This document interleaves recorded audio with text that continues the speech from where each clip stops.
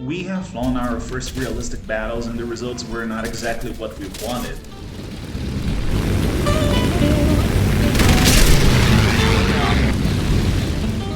The video showing it is coming soon, but for now we keep flying arcade battles. They are a lot of fun too, and learning how to fly and fight in War Thunder. Today with the F6F5 Hellcat, we're a bird that shares with the Corsair the title of Best US Navy Operational Fighter in the Second World War.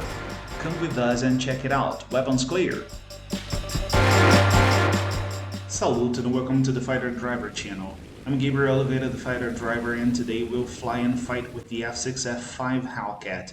As the usual, I'll start the match climbing as high as I can for two reasons. First, as I brought to y'all in the Mission War Thunder episode 4, you shall always keep altitude and speed advantage over your opponents. It's rule number 2 for air combat. Second, because one of the main objectives in this mission is destroying the adversary's ground targets, and as a fighter, my primary mission is to stop the enemy bombers from doing it.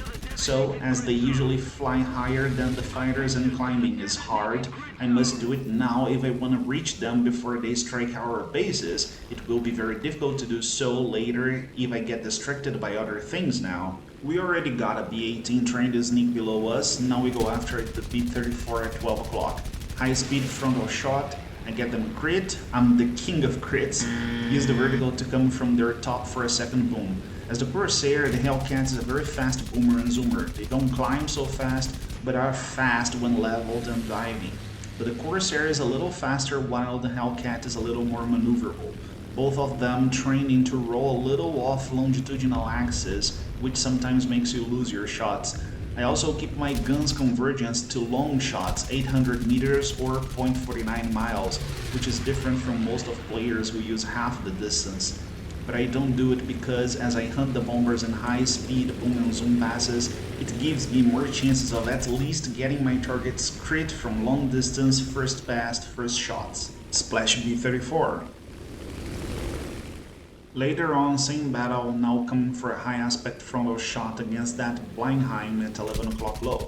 They seem to be trying to sneak below us, but actually it's a trap. At the last moment they change direction and come for a head-on, almost kamikaze pass. Okay, I'll have to go after them, so I use the vertical. With a few exceptions, I always use the vertical with fighters like the Corsair or the Hellcat, but they are diving. Should I go after them or keep my altitude advantage and hunt other enemies flying high? Well, I should keep high and let the fighters flying lower to deal with it, but I see that B-17 also flying low and my wingman is engaging them, so I decide to break rule number 2 and go after them. I hit the B-17, my wingman finishes the job, then I climb to seek for the Blindheim again. Attention to the designated grid square! Attention to the designated grid zone! They're below, but in a position from which I just can't simply dive over them, so I extend a bit, turn again, and they hit the ground while trying to escape from an ally.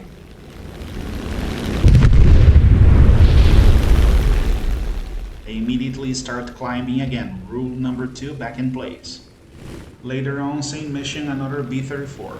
I don't pull lead enough and miss the first shot, then I use the vertical to reposition. The G-Lock strikes me as I was so fast, but I can manage to reposition myself at the bandit 7 o'clock high. They are distracted trying to hit an ally on my left low, so I have time to recover from the G-Lock and attack again. I get them crit and the ally finished the job. I told you I am the king of crits. Still the same battle, now coming after the Douglas Devastator at my 11 o'clock high. I hit them, but don't get them down, so I make a mistake as I climb to reposition for another pass. When fighting attack planes with defensive gunners on the top, attack them from below, so you avoid their defensive guns and get them on their vulnerable part. That's what I'm gonna do next. As you can see, I can splash them yet and they realize what's going on, so they start jinking and try to engage defensive, forcing me to overshoot and get me in a one-circle fight.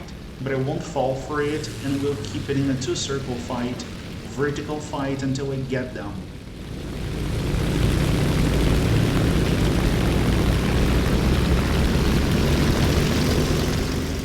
Holy crap, I ran out of ammo. Well, I must keep turning until my ammo comes back.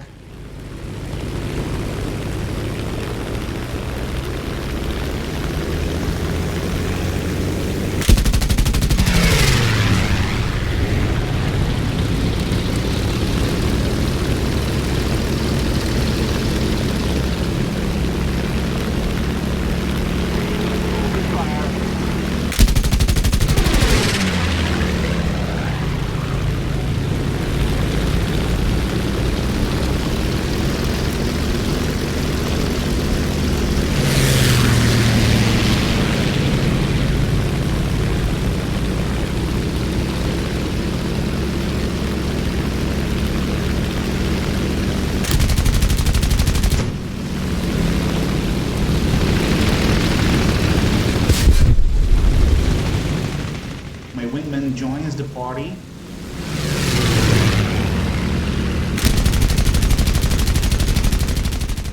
Splash Devastator. Victory will be ours. I try to go after other bombers, but there is no more time. The Allies win this one. Mission accomplished. Now, if it's your first time here on the Fighter Driver channel and you found this content interesting and useful, you can subscribe to the channel and hit the notifications bell button so you can follow us and be notified every time there's a new video or content here in the channel. You can also hit the like button, leave us a comment telling us what you think about our job here, and finally share this content with your friends if you think they'll like it. Fast and easy, you accomplish this mission and help us a lot by doing so. We appreciate all your support. Different battle, same mission and tactics, now hunting that FW200 at 12 o'clock level. I get them crit at the first pass, but it's a big plane with its 4 engines, we'll need a second pass. I extend, look around for situational awareness, and come for a second pass.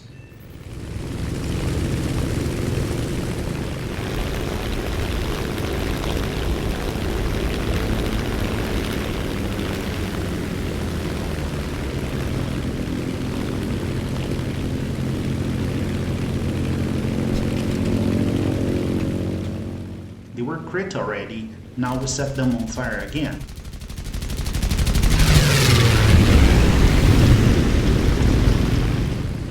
Splash FW200. Later on, I come for a boom and zoom pass against that Catalina at 1 o'clock low, so it's gonna be a high aspect shot from above. I get them hit, but there's a Ju-88 coming not very far, so we'll extend and try to hit them as well, using my speed for it. There are 2 bandits at 1 o'clock low and close, but I'm so fast that they won't be a threat to me. Rule number 2, remember that. We get the Junkers 88 crit and start climbing right after because the P-39 will try to intercept us, but our speed won't allow them to do so, so I'll use it to keep going behind the Junkers 88 and splash them down.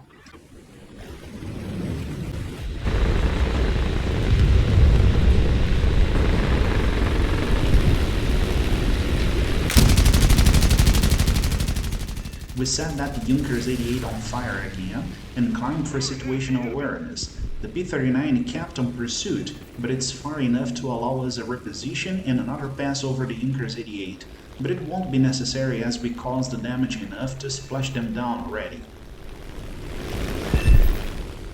So we abort the dive and look around for situational awareness again. Rule number 3 in place: never get caught by surprise or let yourself in a disadvantaged position. Later on, I have that Heinkel 115 at 1 o'clock and a B-34 at 11 o'clock level. The Heinkel 115 is closer, so I'll go after them first. They try to dive at the last moment, but I hit them and get them crit, so I extend just a bit and maneuver for a second pass. I follow them on the dive and hit them again, but as I get too close to them, I abort the dive and climb, recovering my altitude.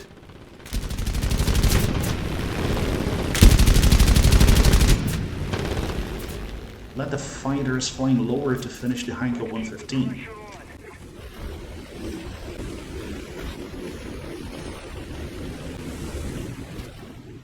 I have now a B-34 higher and a B-18 lower, both in my flight level. I'll go after them. I'll start attacking the B-34 first. I get them crit and with both engines on fire, and I attacked them first because now I have altitude and speed to go after the B-18, as the B-34 is virtually wasted, and just in case they survive it, the dive over the B-18 will give me speed to climb and come after them again. I get a B-18 crit as well and won't need to go after the B-34 as I suspected. So now let's extend a bit and reposition for another pass over the B-18.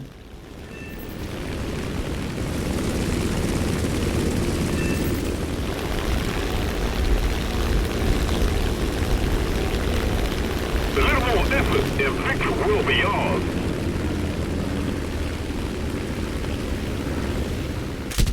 Damn, we got out of ammo again, so let's reposition until we get more ammo.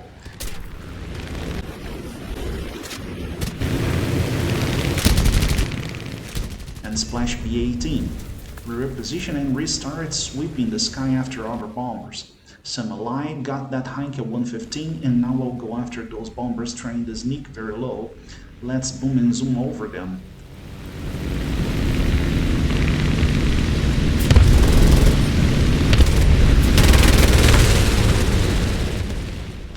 Get the Petliakov too, but time's over. Mission failed, but I got 4 bandits splashed. Different battle, I have 2 B-34 and an Illusion 4 at 10 and 11 o'clock, one high and 2 level. As I have speed for it, I'll go for the B-34 flying higher first, to avoid have it diving over me. I'm here to shoot them down, not to get shot by them. I get them crit, but don't have energy enough to keep climbing after them, so I will reposition and extend for building energy. Then I look behind me and see the Illusion 4 at 7 o'clock very low and decide to go after them, which was a mistake.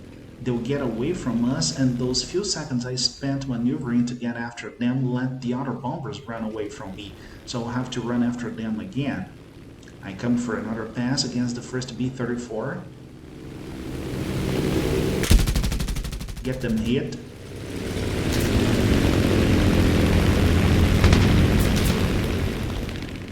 They shot back and hit me, I hit them again.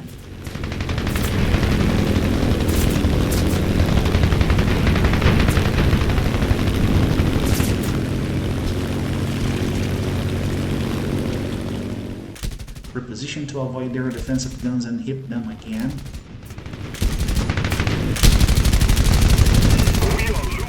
And again, set them on fire.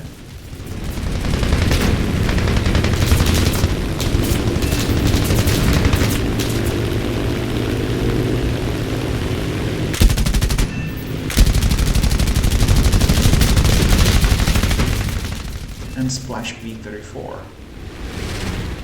As a reposition after splashing the B-34, we have the Illusion 4 dead ahead. We dive after them together with an allied P-40.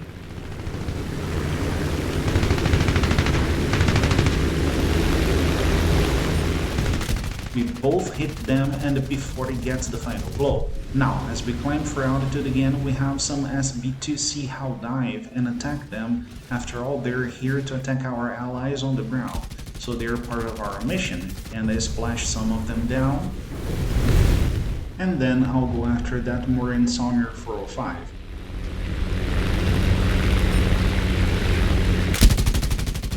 They jink, I'm very fast to maneuver as fast as them, so I change targets to that how dive ahead. I hit them when an ally gets them first, then I use an email man to reposition and see many bandits after us, dangerously close, so I dive and turn right, trying to escape low. But a B-400 gets really close and in firing range, so I have no option now.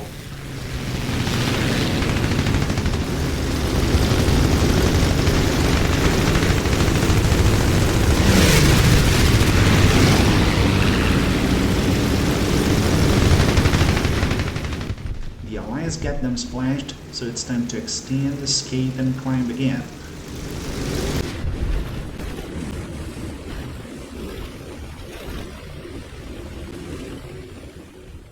We have a Petliakov 2 and 10 o'clock very low, so we'll go after them.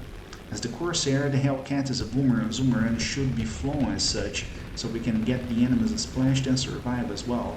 Fight the way your fighter flies better, not the way the bandits fly better.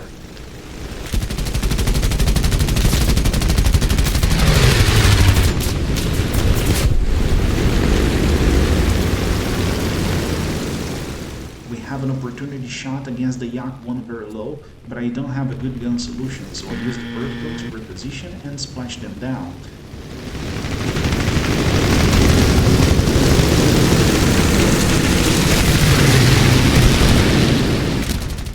So now I'll go after the Petliakov 2 again, but the Allied P-40 splashes them first.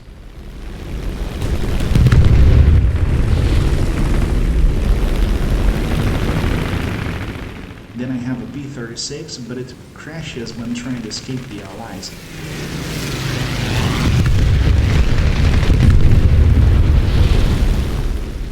So time to extend and climb again. Now we have another Illusion 4 right below us trying to sneak on the deck.